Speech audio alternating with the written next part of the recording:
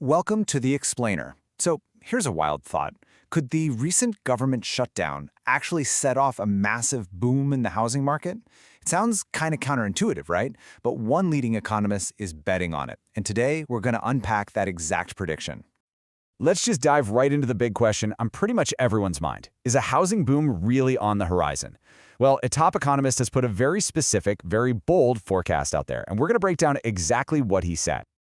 All right, so the person behind this big call is Lawrence Yun. He's the chief economist for the National Association of Realtors, so this is his whole world. And he's not just talking about, a small improvement. He is forecasting a really significant rebound for the market next year. And the numbers he's throwing out there are pretty eye-popping. He's projecting a massive 14% jump in the total number of homes sold. I mean, after the slowdown we've seen, a double-digit increase like that, well, it would feel like a huge shift.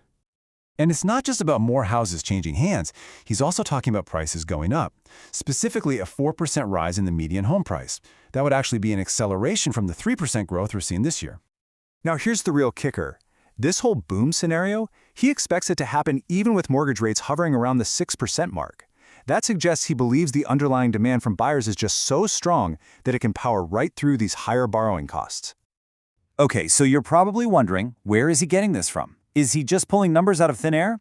Well, not exactly. His whole forecast is based on a very clear and very recent historical precedent, the last time we had a record-breaking government shutdown. If you look back at what happened between 2018 and 2019, you see this really distinct pattern. The shutdown basically froze the market. Home sales just slammed on the brakes. But, and this is the key part, as soon as the government reopened, the market didn't just crawl back, it snapped back with this huge surge of activity. And that right there, that's the whole playbook. Yun is expecting history to repeat itself, almost beat for beat. Now that this most recent 43-day shutdown is over, he thinks we're about to see all that pent-up demand get unleashed all at once. So let's get into the nitty-gritty of how this could actually work. Because this forecast also leans really heavily on what the Federal Reserve does next.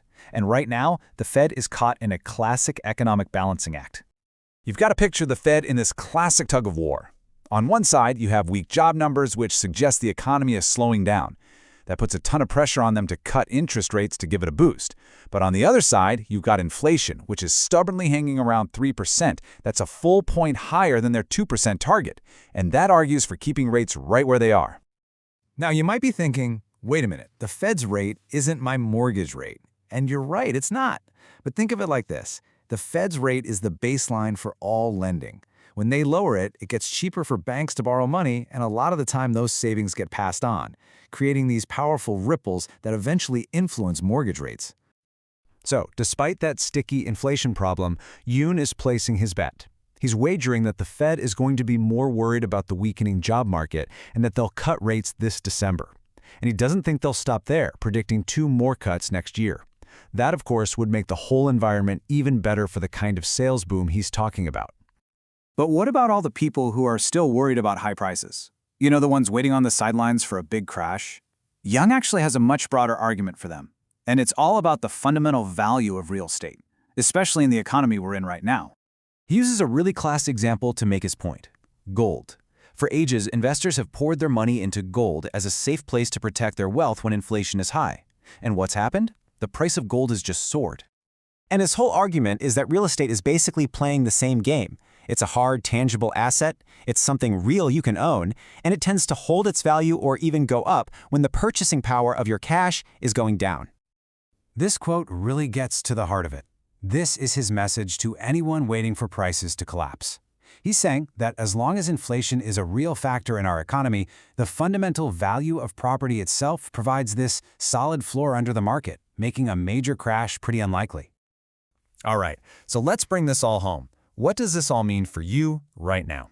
Well, this entire forecast, the boom, the Fed cutting rates, the price growth, it all kind of hinges on the very next big piece of economic news that comes out. You're going to want to circle this on your calendar. The delayed jobs report is finally coming out on Thursday, November 20th at 8:30 in the morning. This is the big one. It's the first major signal from the economy since the shutdown ended, and it's either going to back up this boom theory or throw some cold water on it. And that leaves us with the million-dollar question, doesn't it? If that jobs report comes in weak, showing the economy is really slowing down, Is that the final piece of the puzzle? Will it be just enough to push the Fed to cut rates and, in turn, light the fuse on the very housing boom that Lawrence Yun is predicting? It's a fascinating setup, and we will definitely be watching.